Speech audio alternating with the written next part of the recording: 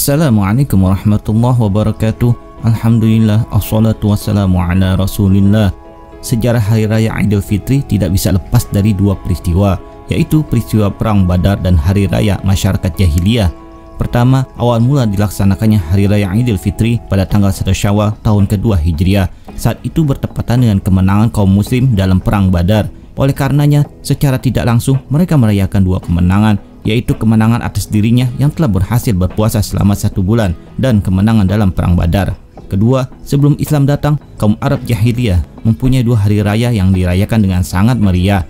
Dalam sebuah hadis dijelaskan bahwa asal-usul disyariatkannya hari raya ini tidak lepas dari tradisi orang Jahiliyah yang mempunyai kebiasaan khusus untuk bermain dalam 2 hari, yang kemudian 2 hari itu oleh Rasulullah SAW diganti menjadi hari yang lebih baik dan perayaan yang lebih baik pula, yaitu Idul Fitri dan Idul Adha.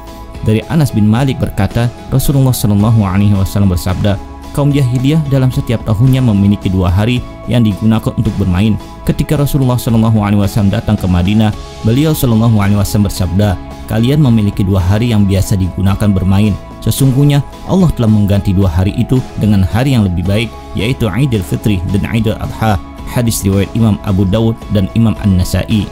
Hadratus Syekh Muhammad Hashim Asy'ari dalam kitabnya Risalah fi Aqaid menjelaskan bahwa 2 hari yang setiap tahunnya digunakan untuk pesta porak oleh kaum Jahiliyah itu disebut dengan Hari Nairuz dan Marjan. Dalam setiap tahunnya, 2 hari ini digunakan untuk pesta pora, diisi dengan mabuk-mabukan dan menari. Dikatakan bahwa Nairuz dan Marjan merupakan hari raya orang Persia kuno. Setelah turunnya kewajiban berpuasa pada bulan Ramadan, Rasulullah SAW mengganti Nairuz dan Marjan dengan hari raya Idul Fitri dan Idul Adha. Tujuannya agar umat Islam mempunyai tradisi yang lebih baik dan sejalan dengan apa yang disyariatkan oleh Allah Subhanahu wa taala, seperti yang tertulis dalam kitab Risalah fi Aqaid juz 3 halaman 68. Begitupun Imam Al-Baihaqi dalam kitabnya As-Sunan Al-Kubra menampilkan bunyi hadisnya secara jelas. Dari Abdullah bin Umar berkata, Rasulullah SAW bersabda, barang siapa membangun negeri kaum Ajam, kaum selain Arab, kemudian meramaikan hari-hari Nairuz dan Mihrajan serta meniru mereka hingga ia mati dalam keadaan seperti itu, maka ia akan dibangkitkan bersama mereka pada hari kiamat. Hadis riwayat Imam Al-Baihaqi. Saat hari raya Idul Fitri, ketupat menjadi makanan wajib saat merayakan momen lebaran. Lalu, mengapa ketupat selalu hadir pada saat momen lebaran? Kala itu, Sunan Kalijaga memperkenalkan istilah ba'da lebaran dan ba'da kupat, yang artinya sesudah lebaran atau sesudah kupat. Kemudian tradisi ketupat pada saat perayaan lebaran tersebut diawali dengan penyebaran agama Islam di Pulau Jawa oleh Sunan Kalijaga. Ba'da lebaran merupakan prosesi pelaksanaan sholat Id pada tanggal 1 Syawal dengan berkunjung untuk saling silaturahmi. Tradisi ini biasanya saling bermaaf-maafan antara keluarga dan sanak saudara. Adapun ba'da kupat diperingati seminggu setelah lebaran, setelah selesai puasa sunnah 6 hari Syawal. Masyarakat muslim Jawa umumnya membuat ketupat untuk dimakan bersama-sama. Kemudian terciptalah tradisi membuat ketupat dan diantarkan ke kerabat dekat. Umumnya tradisi ini dilakukan oleh masyarakat Jawa yang selalu digelar setelah perayaan Hari Raya Idul Fitri sebagai harapan agar dapat saling memaafkan. Arti kupat juga dapat dimaknai sebagai laku papat yang menjadi simbol dari 4 segi dari ketupat. Laku papat merupakan 4 tindakan yang terdiri dari lebaran, luberan, leburan, dan laburan. Maksud dari 4 tindakan tersebut antara lain, lebaran yaitu tindakan yang telah selesai, diambil dari kata lebar, maknanya selesai dalam menjalani ibadah puasa. Luberan atau muluber yaitu menyimbolkan agar melakukan sedekah dengan ikhlas layaknya air yang berlimpah hingga muluber dari wadahnya. Maka tradisi membagikan atau bersedekah di Hari Raya Idul Fitri menjadi kebiasaan umat Islam di Indonesia. Leburan yang ini memiliki makna lebur sebagaimana dalam bahasa Indonesia. Lebur saat Idul Fitri ditandai dengan meleburnya dosa dengan cara saling bermaaf-maafan atau bersilaturahmi. Leburan berasal dari kata labur yang artinya kapur putih. Maknanya hati seseorang dapat kembali menjadi putih dan suci setelah melakukan ibadah selama bulan puasa Ramadan.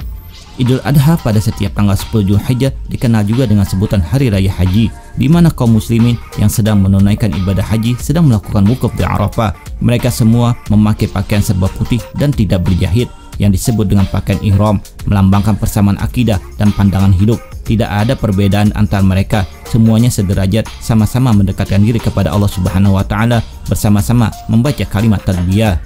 Di samping Idul Adha, Hari Raya Haji juga dinamakan Idul Kurban. Karena pada hari itu Allah memberi kesempatan kepada kita untuk lebih mendekatkan diri kepadanya. Bagi umat muslim yang belum mampu mengerjakan ibadah haji, maka ia diberi kesempatan untuk melaksanakan ibadah kurban sunnah, yaitu dengan menyembelih hewan sebagai simbol ketakwaan dan kecintaan kita kepada Allah Subhanahu wa Ta'ala.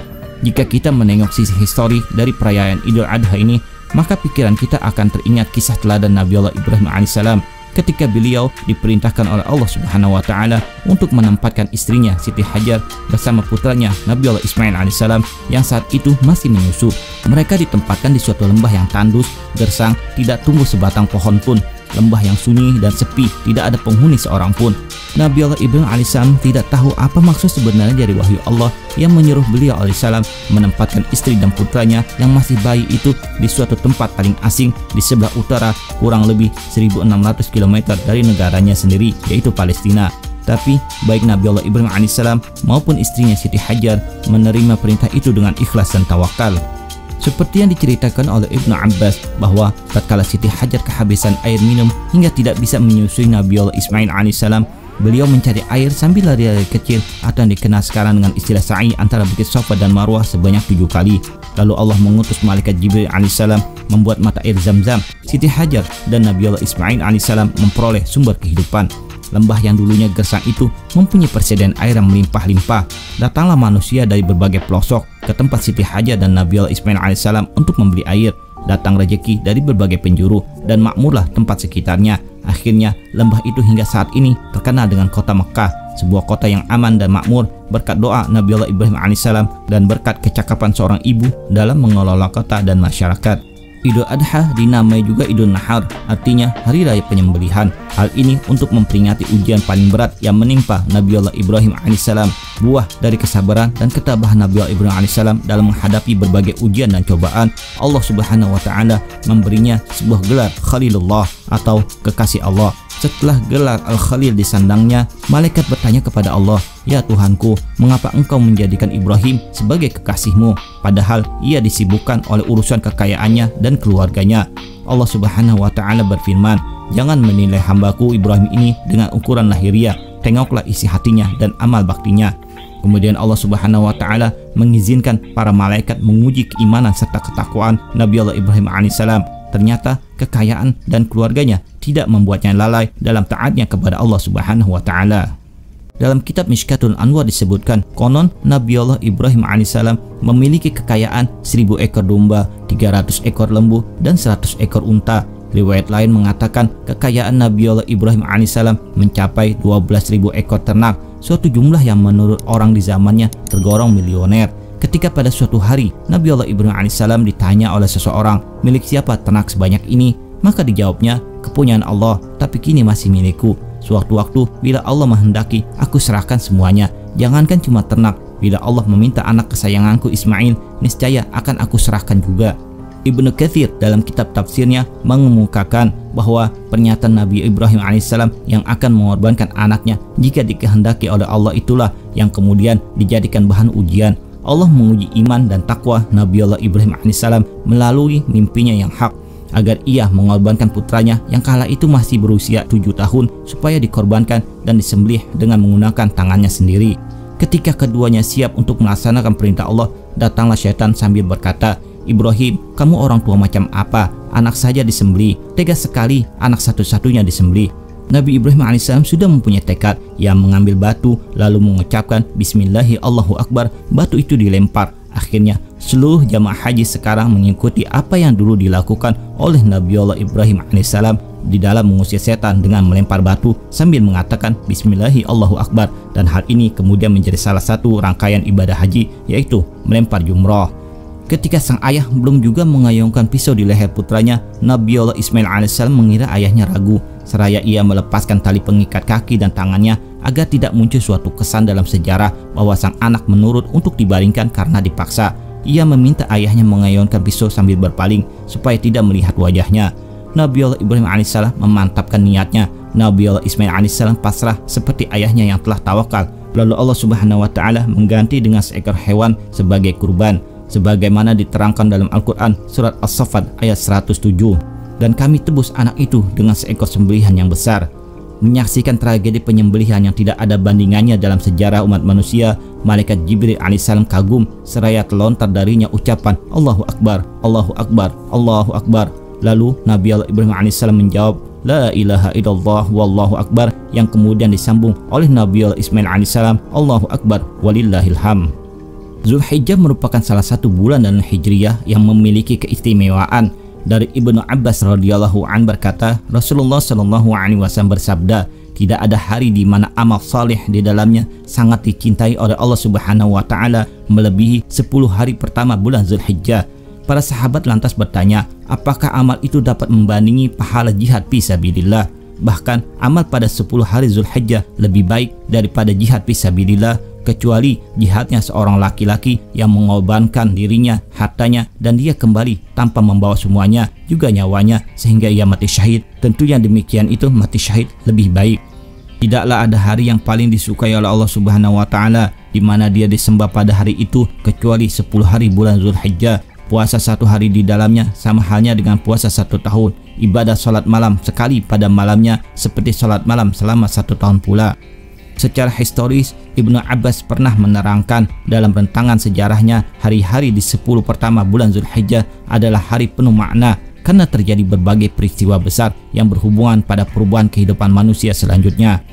Hari pertama Zulhijjah adalah hari pertama dimaafkannya Nabi Allah Adam alaihissalam oleh Allah Subhanahu wa taala. Setelah beberapa lama beliau alaihissalam meminta pengampunan atas kesalahannya memakan buah khuldi di surga. Oleh karena itu, Rasulullah SAW pernah bersabda, barang siapa yang berpuasa di hari pertama bulan Zulhijjah, maka Allah akan memaafkan dosa-dosanya sebagaimana yang terjadi pada Nabi Allah Adam alaihissalam. Hari kedua Zulhijjah adalah hari diselamatkannya Nabi Allah Yunus alaihissalam dari ikan nun. Setelah beberapa hari berada di dalam perutnya, sembari terus bertasbih dan beribadah kepada Allah Subhanahu wa taala, pada hari inilah Nabi Allah Yunus alaihissalam dipersilakan keluar dari perut ikan nun. Oleh karena itulah Rasulullah SAW pernah bersabda, barang siapa beribadah di hari kedua bulan Zulhijjah, baginya pahala yang menyerupai ibadah 1 tahun tanpa ada maksiat. Hari ketiga Zulhijjah adalah hari dikabulkannya doa Nabi Allah Zakaria alaihissalam untuk kemudian dianugerahi seorang anak Nabi Allah Yahya alaihissalam. Maka siapa yang berpuasa pada hari itu, niscaya doanya akan dikabulkan oleh Allah Subhanahu wa taala. Adapun hari keempat Zulhijjah adalah hari kelahiran Nabi Allah Isa alaihissalam. Maka siapa yang berpuasa pada hari itu, Allah Subhanahu wa taala akan menghilangkan kesusahan dan kefakiran, dan kelak pada hari kiamat akan bersama dengan para perantau yang baik lagi mulia, atau yang disebut dengan Safaratul Kiramil Bararah. Hari kelima Zulhijjah adalah hari kelahiran Nabi Allah Musa alaihissalam. Maka siapa yang berpuasa pada hari itu akan terbebas dari sifat nifak dan siksa kubur. Hari ke-6 Zulhijjah, Allah Subhanahu wa taala membuka kebaikan bagi nabi-nabinya. Maka siapa yang berpuasa pada hari itu, Allah Subhanahu wa taala akan memandangnya dengan penuh rahmat, dan sesudah itu tidak disiksa selamanya. Hari ke-7 bulan Zulhijjah, semua pintu neraka jahanam ditutup dan tidak terbuka hingga habis 10 awal bulan Zulhijjah. Maka siapa yang berpuasa pada hari itu, Allah Subhanahu wa taala akan menghindarkan dirinya dari 30 pintu kesulitan dan membuka baginya 30 pintu kemudahan. Adapun hari ke-8 yang disebut dengan hari Tarwiyah, di antara fadilah yang masyhur bagi mereka yang berpuasa pada hari Tarwiyah, maka baginya pahala yang sangat besar, dan karena sangat besarnya tiada yang tahu pasti ukurannya kecuali Allah Subhanahu wa taala. Sedangkan pada hari ke-9 yang disebut dengan hari Arafah, Rasulullah SAW bersabda, puasa Arafah dapat menghapuskan doa setahun yang lalu dan setahun yang akan datang. Menurut mayoritas ulama, dosa-dosa yang dihapus sebab puasa Arafah adalah dosa kecil, sebagaimana yang ditulis oleh Imam Nawawi dalam kitab Sharh Muslim juz 3 halaman 113.